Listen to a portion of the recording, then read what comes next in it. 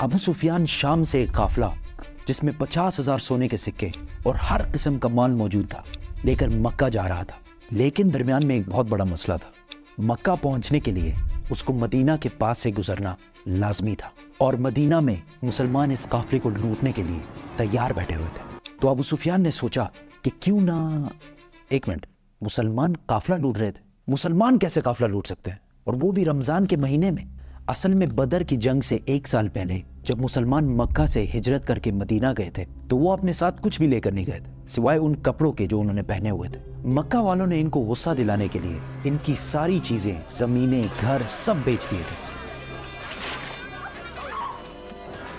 اور یہ وہ قافلہ تھا جس میں بہت سارا سامان وہ تھا جو مکہ کے مسلمانوں سے لوٹا گیا تھا۔ تو مسلمان لوٹ نہیں رہے تھے بلکہ اپنے سے لوٹے ہوئے سامان کا بدلہ لے رہے تھے۔ تو ابو سفیان اس قافلے کا ہیڈ اس ٹینشن میں تھا کہ اگر وہ اس راستے سے گیا تو مسلمان تو اس کو چھوڑیں گے نہیں، تو اس نے اپنا راستہ بدلا اور مکہ ایک خط بھجوایا کہ مکہ والے فل سپیڈ اس قافلے کی مدد کے لیے پہنچے۔ تو وہ بندہ جیسے ہی مکہ پہنچا اس نے کعبہ کے پاس جا کر اپنے اونٹ کے کان اور ناک کاٹ دیے اور اپنے کپڑے پھاڑ کر زور زور سے مدد کے لیے چیخنے لگا۔ یہ اس زمانے میں ان کا ایمرجنسی دکھانے کا ایک رواج تھا۔ مسلمان فوج آلریڈی قافلے کو روکنے کے لیے نکل چکی تھی۔ ابو جہل نے اس قاصد سے پوچھا کتنے آدمی تھے؟ اس قاصد نے کہا آلموسٹ کوئی 313 لوگ ہوں گے۔ ابو جہل نے کہا ہم 1000 لوگ لے کے جائیں گے۔ پھر اس نے پوچھا کتنے گھوڑے ہیں؟ تو اس بندے نے کہا آلموسٹ کوئی 2 گھوڑے ہوں گے۔ ابو جہل نے کہا ہم 100 گھوڑے لے کے جائیں گے۔ پھر اس نے پوچھا مسلمانوں کی فوج میں اونٹ کتنے ہیں؟ اس نے کہا کوئی 70 کیملز ہوں گے۔ We'll bring 170. ابو سفیان کا قافلہ مین روڈ کو چھوڑ کر کسی اور راستے سے نکلا اور مسلمانوں کی فوج سے بچ کر بھاگ گیا۔ تو اب لڑائی کرنے کی کوئی ضرورت نہیں تھی کیونکہ قافلہ تو بچ گیا۔ The caravan is safe. So there is no need to fight. Not fight.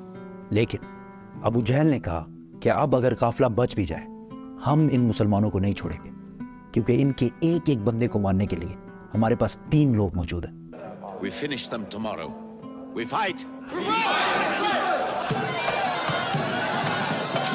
محمد صلی اللہ علیہ وسلم نے اپنی فوج کو بدر کے پہلے کنویں کے پاس جا کر پڑاؤ ڈالنے کا حکم دیا۔ تو ایک صحابی نے آ کر پوچھا یا رسول اللہ، یہ جگہ آپ نے اللہ کے کہنے پہ چوز کی ہے یا مشورے سے؟ تو آپ صلی اللہ علیہ وسلم نے کہا کہ یہ تو ہم نے مشورے سے چوز کی ہے۔ تو اس نے کہا کہ اگر ہم آگے جا کر پڑاؤ ڈالیں تو وہاں پانی بھی زیادہ ہے اور ہم دشمنوں کو ان کنووں پر قبضہ کرنے سے بھی روک سکیں گے۔ آپ صلی اللہ علیہ وسلم کو اس کا مشورہ بہت پسند آیا اور پوری فوج آدھی رات کو اس جگہ سے اس جگہ پر موو ہوئی۔ دوسرے دن ابو جہل کی فوج جب سامنے آئی تو وہ مسلمانوں سے 3 گنا بڑی تھی۔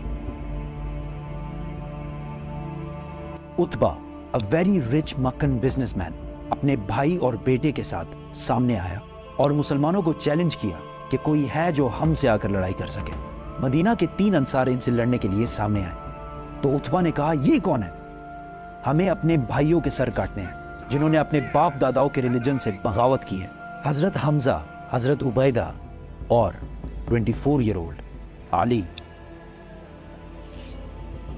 رضی اللہ تعالیٰ عنہ سامنے آئے اور لڑائی شروع ہوئی۔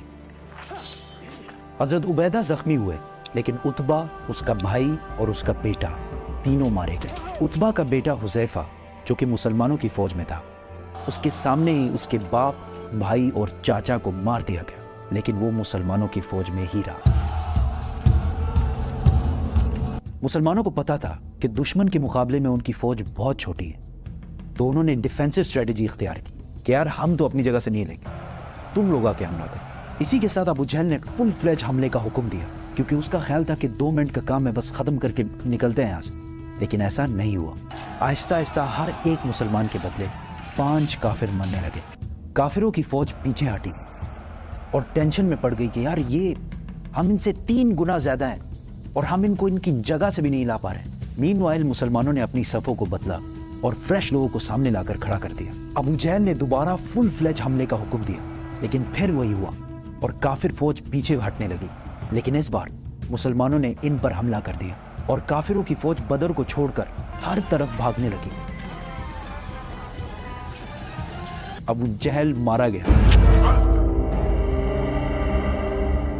مکہ میں سارے جیت کی خبر کا انتظار کر رہے تھے کیونکہ پچھلے 60 سال میں مکہ کے قریش کو کوئی بڑی شکست نہیں ہوئی تھی اور آلموسٹ 65 سال پہلے انہوں نے ابرہہ کے 60,000 فوج کو بھی ہرایا تھا اور اس کی وجہ سے پورا عرب قریش کو اپنا لیڈر مانتا تھا. لیکن اب مکہ کے قریش صرف 313 لوگوں سے ہار گئے تھے. پہلے جو لوگ جنگ سے بھاگ کر مکہ پہنچے تو ان پر کسی نے یقین ہی نہیں کیا کہ ایسا ہو ہی نہیں سکتا کہ ہم جنگ ہار گئے ہوں. لیکن آہستہ آہستہ انہیں سمجھ آنے لگی کہ وہ یہ جنگ اور پورے عرب میں اپنی عزت ہار چکے ہیں. ایک مشہور ویسٹرن ہسٹورین لکھتے ہیں کہ جنگ بدر سے پہلے عرب محمد کو ایک کمزور آدمی سمجھتے تھے جس کو اپنے ہی لوگوں نے نکال دیا تھا اور وہ دوسروں سے مدد مانگتا پھرتا.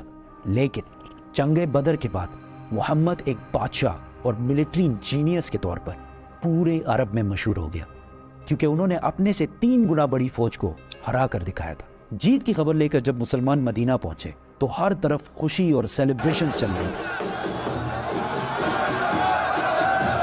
لیکن جیسے ہی رسول اللہ صلی اللہ علیہ وسلم اپنے گھر میں داخل ہوئے تو ان کو پتا چلا کہ ان کی بہت ہی پیاری بیٹی رقیہ جس سے وہ بہت پیار کرتے ہیں کچھ ہی دن پہلے فوت ہو چکی ہے. اس بات سے رسول اللہ صلی اللہ علیہ وسلم کو بہت دکھ ہوا لیکن مسلمانوں کی خوشی اور سیلیبریشنز جاری رکھنے کے لیے انہوں نے اپنے غم کا ذکر کسی سے بھی نہیں کیا. اور یہ سیلیبریشن زیادہ دیر چل بھی نہیں سکتی تھی کیونکہ اس بار ابو سفیان نے پورے عرب سے 3000 کی فوج جمع کر کے مسلمانوں سے بدلہ لینے کی تیاری شروع کر دی تھی. They are gathering. Every young man with a sword is on his way to Mecca.